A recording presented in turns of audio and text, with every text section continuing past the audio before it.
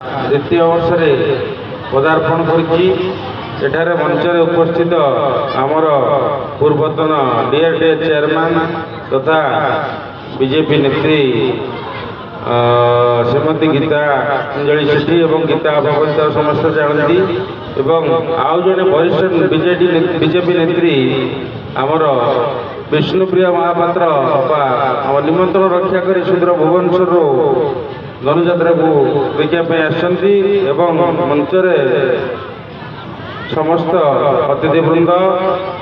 मंच बाहर समस्त भक्तवृंद कुनि कुनि पिला माने समस्त को आशीर्वाद प्रदान करुच्ची महापुरुष पाखे समस्त मंगल कामना करुच्ची धनुजात्रार उद्देश्य है कौन आरंभ केमी है ना मु दीर्घ 25 और 30 वर्ष धरी प्रति वर्ष बरगढ़ धनुजात्रा देखा जावाई इच्छा करे किंतु कहीं जानी जापरिना अनुष्ठित ये कार्य हाँपाई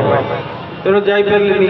गत वर्ष चिंता कली धनु संक्रांति जमी दुकान बजार सब डाकी आम ये गोटे धनुजात्रा कंतिया मठे आरंभ करवा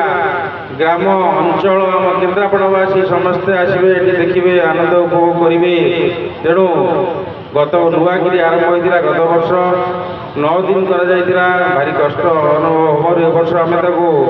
7 दिन करदेचु टे शीतर प्रभाव रोचे से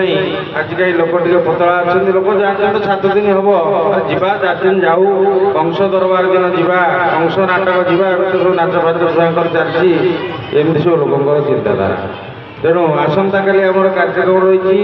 कंस महाराज रथरे बसी फोरपुल छकु नगर परिक्रमा कर बसुलभ जी तापर आम पाखआख गाँ अंचल जी संभव रथरे परिक्रमा कर जहाँ सब अच्छी संलाप माइक कहे सचेतनता सृष्टि करेंगे जगन्नाथ चैरिटेबल ट्रस्ट मत आसो सहयोग कर प्रश्न कर रास्त विभिन्न मीडिया बंधु मान खबर कहुई समस्ते आसी सहयोग करेंगे तेणु समस्त काली कंस दरबार अनुष्ठित हम मंच एवं सभा शेष 22 तारीख सोमवार उद्यापन दिवस स्वतंत्र कंस नाटक हम कंसबद्ध कार्यक्रम रही तेणु गाँ अंचल समस्त सहयोग सहानुभूति रही महापुरुष आशीर्वाद रही ये अनुष्ठान ये धनुजात्रा आहरी आगू आगू बढ़ जमी बरगढ़ रोची सेमती से दिन भी आरंभ होता आज